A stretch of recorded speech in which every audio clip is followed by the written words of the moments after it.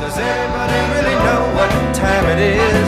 Does anybody really care? Did you know that there are literally thousands of Canadians walking around with a potentially fatal disease that often presents absolutely no symptoms and they have no idea? Joining us now is someone who used to be one of those Canadians, Sharon Ryder, as well as Dr. Maura Sherman from the University Health Network. Welcome to What She Said. Thank you. Dr. Sherman, what disease are we talking about? We're talking here about hepatitis C, a liver disease that, as you suggest, infects hundreds of thousands of, well, not hundreds of thousands, thousands of Canadians. How dangerous is this, and who is most at risk? The disease is progressive in everyone. So even if you have no symptoms now, at some point, if you live long enough, your liver will start to give you problems. And so really it's everybody who has hepatitis C who is at risk of developing problems. The next question is who has hepatitis C? The biggest population that has hepatitis C are immigrants, people who come from other countries where hepatitis C is very common. But if you look at overall, the highest incidence is amongst people who were born between 1945 and 1975. That's not to say if you were born before or after those dates, there's no risk, but within those two dates is the highest prevalence of hepatitis C. So how do you get hepatitis C? When hepatitis C was first discovered, it was a post-transfusion infection. And then people said, oh, well, you get it from blood-to-blood exposure, so injection drug users, people who were transfused, people who got infected medical procedures. In fact, infected medical procedures, particularly in third world countries, is the most common source of hepatitis C around the world. And even in North America, back in the 1950s, when we were still using glass syringes and non-disposable needles, there was transmission between people who had no other risk factors, simply the fact that they had a medical procedure. And sometimes those procedures were just vaccination. That doesn't happen anymore, but back then it did. Pretty scary to find out that you've been living with something you knew nothing about. And this is exactly your experience, Sharon. 23 years? Yes. When I was 16 years old, I had a blood transfusion because I had back surgery and I needed a blood transfusion. And then what happened was 23 years went by. I was married, 2 children, had no idea that I was ill. I started to get more back pain. So then I went to the doctor and I needed to have 2 more back surgeries. So they did a lot of preliminary testing before the surgery. And it was then that they determined that I had this virus, hepatitis C. I'd never heard of it before. I had no idea, and I had it for 23 years. So what was your reaction? Well, terrified because I had my husband and my 2 children, and I was very afraid that I might have given it to them. Now, thankfully, that didn't happen. They were all tested. Everybody was fine. But I was now, getting ready to go in to have 2 more surgeries on my back, and now I have a new thing, hepatitis C virus. It's not infectious, is it? Well, it is. It's an infectious disease, but it's not highly infectious. This is not something you get from casual contact. You really need blood-to-blood contact for the most part. Uh-huh. Can it go from mother to child, though? It can, but that's a rare event. Okay. So, Sharon, then what? Did you have the surgery first or get treatment first? What happened? What happened then, I had the 2 back surgeries, focused on that. And then still I had no symptoms to do with hepatitis C. But as the years progressed, I increasingly got more tired. And truly, even then, I didn't go to the doctor about it because I was a mom, working full-time, a husband, busy, and being tired just seemed like that's what happens to mothers.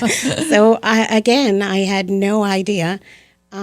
Till one day when I had a physical and I explained how tired I was, they did some more testing, and then this is what happened.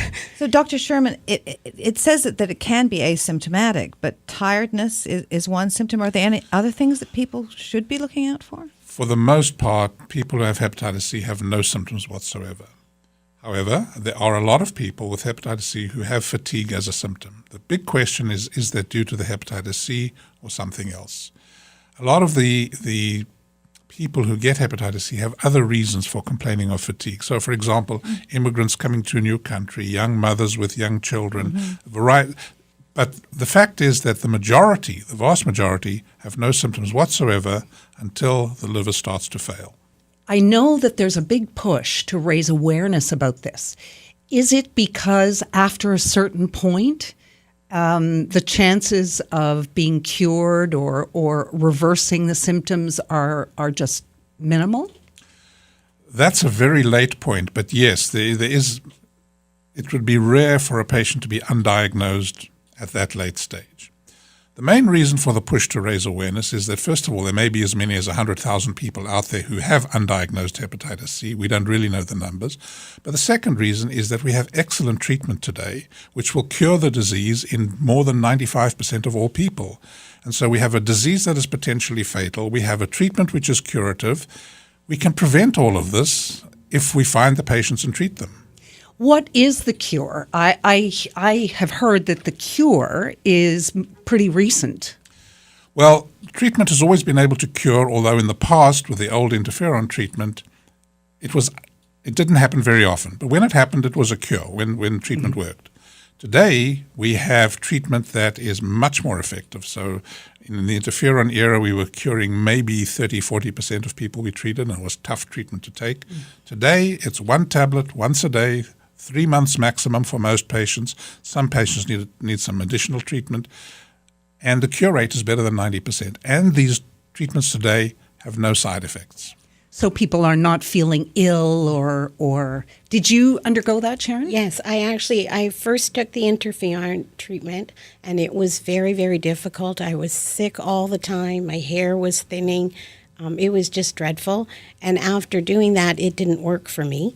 So years passed, and the new treatment came about.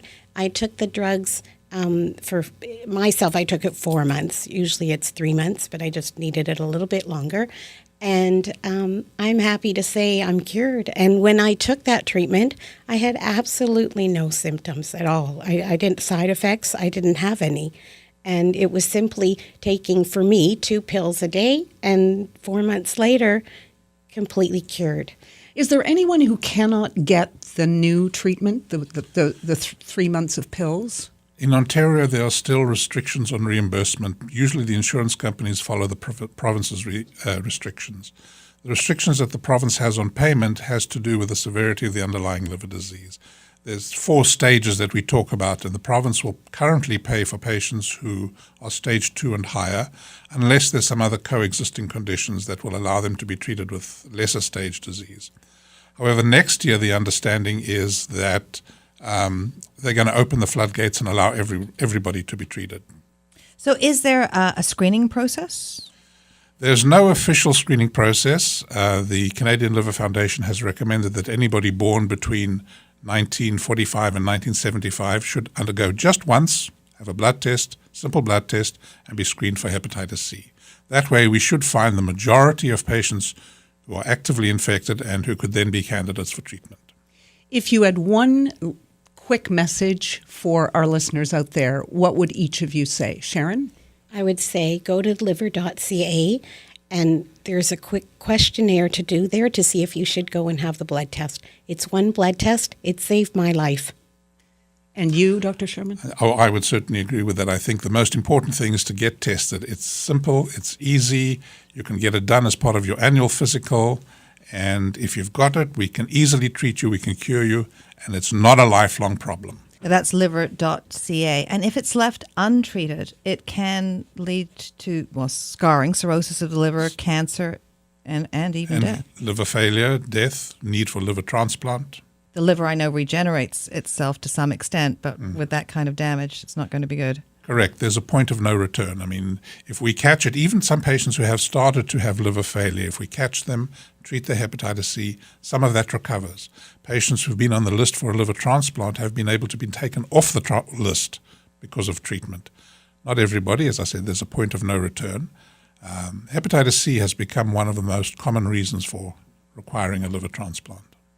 Well, thank you very much for coming in and helping to raise awareness of this issue. And we're so glad you're well and healthy, Sharon. Thank you. This is what she said. Stay with us.